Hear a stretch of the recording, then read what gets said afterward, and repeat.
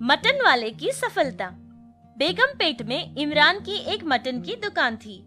इमरान बहुत अच्छा इंसान था, सच्चाई और ईमानदारी से काम किया करता था। उसी गांव के एक बड़े से होटल वाले इमरान के पास ही मटन खरीदा करते थे। उस होटल के लिए इमरान हर दिन 4 बकरियां काटता था।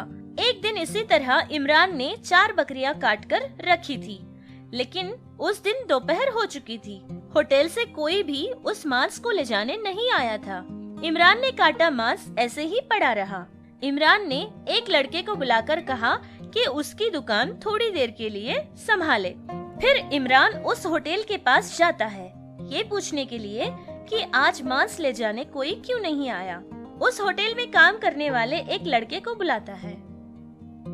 आज मटन ले जाने के लिए कोई क्यों नहीं आया? बस यही पूछने के लिए मैं यहाँ आया था। अरे मैं तो भूल ही गया था, हमारे होटल के मैनेजर बदल गए हैं। उन्होंने किसी दूसरे दुकान से मटन मंगवाया है और उन्होंने कहा था कि फिर कभी आपके पास मटन न खरीदे। अच्छा, ये बात मुझे पता नहीं थी। तो मैंने रोज की तरह आज भी 4 बकरियां काट दी थी। आज एक दिन के लिए आखिरी बार ले लीजिए, क्योंकि सारा मांस बर्बाद हो जाएगा ना। ये बात आप अपने मैनेजर से कहिए। वो लड़का जाकर मैनेजर से कहता है कि इमरान आया हुआ है, लेकिन उस मैनेजर ने बहुत ही बेरहमी से कहा था कि आज नहीं बल्कि कभी भी इमरान के पास दोबारा मटन नहीं खरीदेंगे। ये सारी बातें इमरान बाहर खड़ा सुन रहा था। फिर कुछ कहे बिना वहाँ से चुपचाप चला जाता है। उस दिन इमरान की दुकान में बहुत सारा मांस बच गया था, जिसको वो अपने घर लेकर जाता है। अम्मी जान, आज काम ना ठीक नहीं था। बहुत सारा मटन बच गया है। आपके हाथ की बिरयानी खिला दो ना अम्मी, बहुत स्वादिष्ट होती है। लेकिन बेटा, इतनी बिरयानी हम क्या करेंगे? अरे अम्मी जान, सारी बिरयानी सिर्फ हम दोनों के लिए नहीं है। हमारी दुकान के पास में जो एक अनाथ आश्रम है, वहाँ ले जाकर हम उन बच्चों को खिलाएंगे। आज वो बच्चे भी आपकी बिरयानी का स्वाद चखेंगे। ठीक है बेटा, अल्लाह तेरे साथ रहेगा। इमरान की माँ उस दिन शाम को बिरयानी बनाकर एक कैन में डालकर इमरान को देती है। फिर इमरान अनाथ आश्रम जाकर उन अनाथ बच्चों को वो खाना दे देता है। तभी उस आश्रम के मैनेजर से मिलने के लिए एक अमीर आदमी आया हुआ था। अरे सर, आप आइए। आप कहते तो मैं ही आपके पास आ जाता। आपको कष्ट करने की क्या जरूरत थी? मैं ये पूछने के लिए आया हूँ कि जो हर महीने मैं तुम्हें चेक भेजता हूँ, वो तुम तक पहुँचता भी है या नहीं? जी सर, हमें हर महीने मिलता है। आप ही की वजह से ही तो इस आश्रम के सारे बच्चों को तीनों टाइम खाना मिलता है। मेरी वजह से कुछ नहीं है, सब भगवान की देन है। वो मुझे देता है और मैं तुम्हें देता हूँ। वो सब तुम छोड़ो, पहले ये बताओ, जो खुशबू आ रही है, क्या वो यहाँ से आ रही है? जी सर, वो अभी एक लड़का आया था जो बच्चों के लिए बिरयानी बनाकर लाया था। खुशबू से ही भूख लगने लगी है। क्या मेरे लिए भी थोड़ा सा ला सकते हो? अरे सर, आप और यहाँ?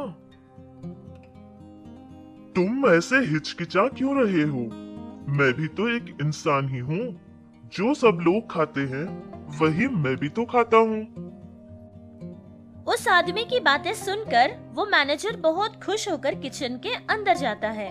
फिर एक धुली हुई बर्तन निकालकर बार बार धोकर उसमें थोड़ी सी बिरयानी डालता है और वापस लेकर उस आदमी के पास आता है। उस वक्त उस मैनेजर के हाथ बहुत कांप रहे थे। अरे भाई, तुम इतना परेशान क्यों हो रहे हो? आप इतने बड़े 5 स्टार होटल के मालिक हैं और हमारे यहाँ खाना खा रहे हैं। ये हमारी खुशनसीबी की बात है सर।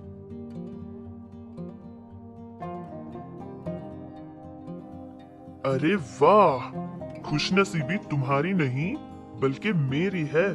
क्या शानदार बिरयानी है। ऐसी बिरयानी तो मैंने अपनी पूरी जिंदगी में पहले कभी नहीं खाई है। हमारे होटल में तो बड़े बड़े शेफ्स हैं, लेकिन उनकी बिरयानी में ये बात नहीं है और ना ही ऐसा स्वाद है। क्या इस बिरयानी बनाने वाले को मैं एक बार देख सकता हूँ? अनाथ आश्रम के मैनेजर ने उस आदमी को इमरान के बारे में सब बताया था। ये सब बातें सुनकर वो आदमी इमरान के घर जाता है। इमरान के घर के सामने एक बहुत बड़ी कार रुकती है, जिसे देखकर इमरान घर के बाहर आता है। मैंने आपकी बनाई बिरयानी का स्वाद चखा है। उससे स्वादिष्ट और बढ़िया बिरयानी मैंने पहले कभी नहीं खाई है। मेरी एक बड़ी 5 स्टार होटल है। क्या आप मेरे होटल के लिए कुछ काम करना चाहेंगे? इमरान उस आदमी को देखकर बहुत खुश हो गया था। उस आदमी से इमरान ने कहा था कि वो बिरयानी उसकी माँ ने बनाई थी। उस आदमी ने इमरान से कहा था कि वैसे ही बिरयानी बनाने का तरीका वो उन्हें बताए, जिसके बदले में वो उसे एक घर देगा। और उस आदमी ने ये भी कहा था कि उसके होटल के लिए जितना भी मांस खरीदते हैं, आज के बाद वो इमरान के पास से ही खरीदेगा। ये सारी बातें सुनकर इमरान बहुत खुश हो गया और उसने हाँ कह दी। इस कहानी से हमें सबक मिलता है कि हर हाल में हमें हारने के बाद भी उदास नहीं होना चाहिए, बल्कि हमेशा अच्छाई के रास्ते पर चलते रहना चाहिए, जिसका अच्छा और पूरा बदला हमें ऊपर वाला दे देता है। चिकन वाले की सफलता। एक गांव में सतीश नामी एक आदमी और उसकी पत्नी एक छोटे से घर में रहा करते थे। सतीश ज्यादा पढ़ा लिखा नहीं था, जिसके कारण उसे कोई अच्छा काम या नौकरी नहीं मिली थी। एक दिन वो कुछ काम से बाजार के लिए निकलता है। बाजार जाकर उसे एक ख्याल आया कि उस गांव के लोग तो चिकन या मटन खरीदने के लिए बहुत दूर तक जाते हैं, क्योंकि उस गांव में कोई चिकन की दुकान ही नहीं थी।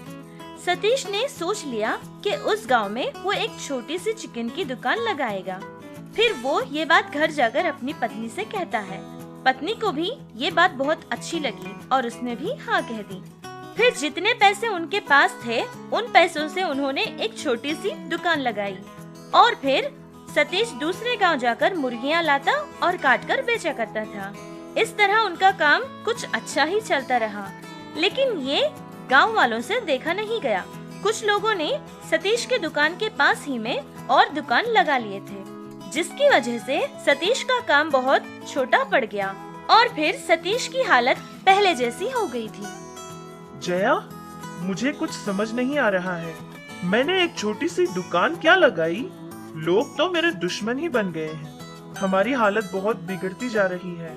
आज मैंने 4 मुर्गी काटे थे। सोचा था कि सारी बिक जाएंगी, लेकिन सिर्फ 2 ही बिकी है। बाकी 2 मैं घर लेकर आ गया हूँ। तुम उसका कुछ न कुछ बना दो। हाँ जी, ठीक है। उस दिन रात को खाना खाने के लिए सतीश बैठता है। फिर उसकी पत्नी ने कुछ भुने हुए चिकन के टुकड़े लाकर उसे दे देती है। ये इतना कम कम क्यों डाल रही हो? और थोड़ा लाकर डाल दो, क्योंकि अगर बच भी जाएगा तो कल तक तो खराब हो जाएगा ना। ऐसी बात नहीं है, मैंने कुछ टुकड़ों से अचार बनाया है। क्या? चिकन से अचार? लाओ तो मैं भी देखता हूँ कि आखिर होता कैसे है। जया के बनाए अचार का स्वाद सतीश को बहुत ही अच्छा लगा। फिर उसे एक ख्याल आया कि वो अचार 2 बोतलों में डालकर अपनी दुकान पर ले जाए। तब उसने वैसा ही किया। अचार को 2 बोतलों में डालकर वो अपनी दुकान पर ले जाता है। कुछ देर बाद चिकन खरीदने के लिए एक आदमी वहाँ आता है। सुनो, 2 किलो चिकन दे दो। और ये बोतल में क्या रखा है? कोई अचार लग रहा है। हाँ साहब, ये अचार ही है। मेरी पत्नी ने बनाया है। चिकन का अचार है। उसने अपनी दादी से सीखा था और ये बहुत ही स्वादिष्ट भी है। अगर आपको अच्छा लगे तो आप इसे ले जाइए। अगर इसका स्वाद आपको पसंद आया तो कल आप पैसे दे देना। अगर पसंद भी नहीं आया तो कोई बात नहीं। चिकन का अचार कह रहे हो तो लेकर जाता हूँ। अगर अच्छा लगे तो कल इसके पैसे दे दूंगा, वरना तुम्हारा अचार तुम्हें वापस कर दूंगा। हाँ हाँ ठीक है साहब, ले जाइए। वो आदमी अचार लेकर चला जाता है।